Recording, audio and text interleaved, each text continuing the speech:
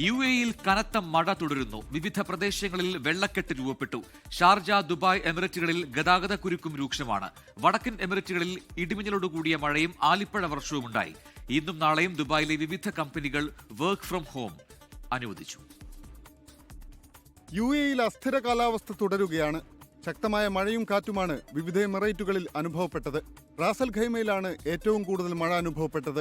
മലയോര മേഖലയിൽ വാദികൾ നിറഞ്ഞു കവിഞ്ഞു. ദുബായ്, ഷാർജ എമിറേറ്റുകളിലെ താഴ്ന്നയിടങ്ങളിലുണ്ടായ വെള്ളക്കെട്ട് നീണ്ട ഗതാഗത കുരുക്കിന് കാരണമായി. കനത്ത മഴയെ തുടർന്ന് ദുബായ്, അബുദാബി പോലീസ് പൊതുജനങ്ങൾക്ക് ജാഗ്രതാ നിർദ്ദേശം നൽകിയിട്ടുണ്ട്.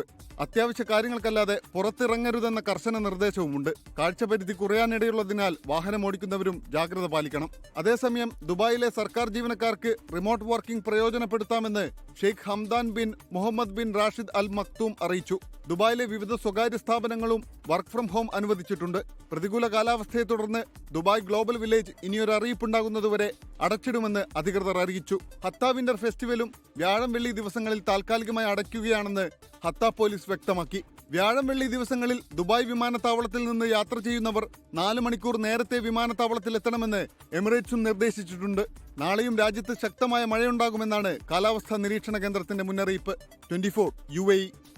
ലോകത്തെവിടെയായാലും ഏത് സമയത്തും 24 വാർത്തകളും ഓഗ്മെന്റഡ് റിയാലിറ്റി പാക്കേജുകളും എക്സ്പ്ലെയിനറുകളും വിശദമായി കാണാൻ ഞങ്ങളുടെ യൂട്യൂബ് ചാനൽ നിങ്ങൾക്ക് സബ്സ്ക്രൈബ് ചെയ്യാം.